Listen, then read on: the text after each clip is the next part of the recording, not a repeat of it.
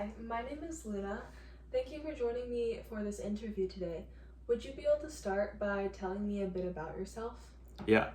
Hi, my name is Ming, and I'm in the first term of the accounting diploma at SAIT, and I'm taking a few other business courses alongside with it.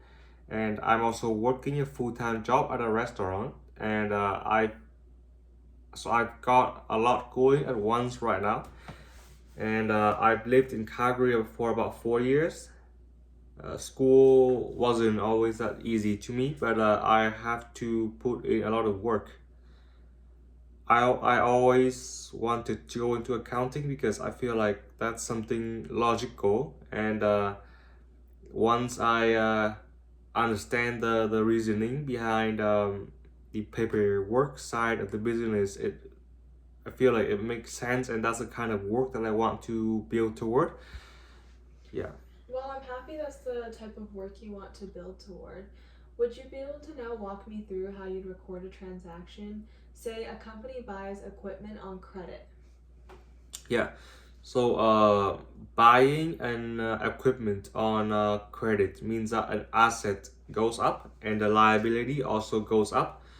And because nothing's been paid yet, so I would debit the equipment to increase the assets and then credit the account payable for what we owe using the DEAD, which is date stands for debits, increased expenses, assets, and dividends. The equipment is a debit and the payable is a liability, so it's a credit. So the equation stays balanced because both sides go up by the same amount. What's the difference between an expense and a liability? Yeah, so the difference between the expense and the liability is that the expense is the cost from running the business in the current period. It it will lowers the equity through the income statement, like the wages or rent for the month. And a liability is something that you owe that still sits on the balance sheet until it's fully paid. They overlap when you accrue an expense that you haven't paid yet, which is you debit the expense and credit a payable. So one transaction will hit both sides of it. Okay. Now could you tell me about a time you had to manage competing priorities? Yeah, so in my experience, what I been through before. So let's say a situation where at the restaurant there are several nights where everything hits at once. I have all the tasks hitting it up to me at once, like tables waiting, orders backing up, and things that I need to get done, all of them at the same time. And I had to keep it from I had to keep it from falling apart without freezing up all the activities there. And the action that I took is that I deal with it by ranking the order of things. Whatever matters the most or affects the customer first. I will do that first, and then I will work down the list instead of trying to do everything at once, because not all of them have to be done exactly right away. Some of them can wait for a bit because they don't really affect as much. And so the result of that is that I keep the night moving, and it stops me from getting overwhelmed. And so what I learned from that is by putting things in order of the importance of which one is more important is the thing that actually work for me when there's too much going on at once. Now, tell me a situation where you made a mistake at work and how did you handle that? So there was a situation where early on I rang an order wrong during a rush hour, and I had to fix it without making the table wait longer or holding up the kitchen. And what I did is that I told my manager right away instead of hiding it. I corrected it and apologized to the table. And the result of that is the customer they were fine about it since we caught it fast.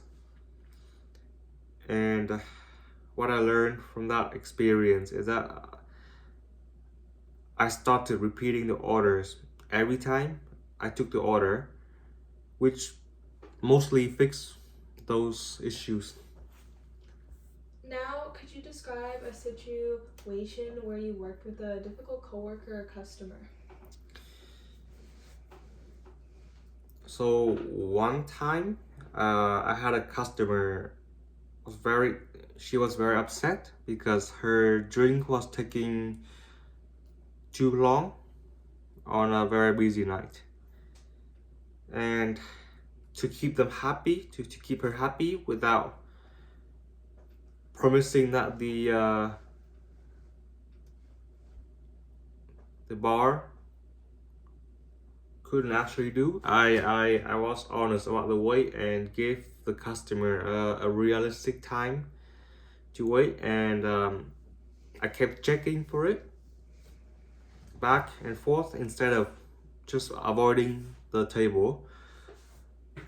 And what happened after that is that everything got settled down, and once the customer felt like I wasn't ignoring her, so everything was left okay afterward. What I learned from this experience is that by being upfront about a problem works better than dodging it. It's always worked better than if I ignore the customer. Yeah. Okay. And now finally, could you give me an example of when you had to learn something quickly? Yeah, so there was a situation where in my accounting course, the concept of adjusting the entries did not click for me at first, and I was struggling with them a lot. And I had an exam coming, and I just could not memorize my way through it. So what I did to resolve that is that I just keep doing practice sets and questions and focus on why each entry happens instead of trying to remember instead of trying to remember everything. Yeah.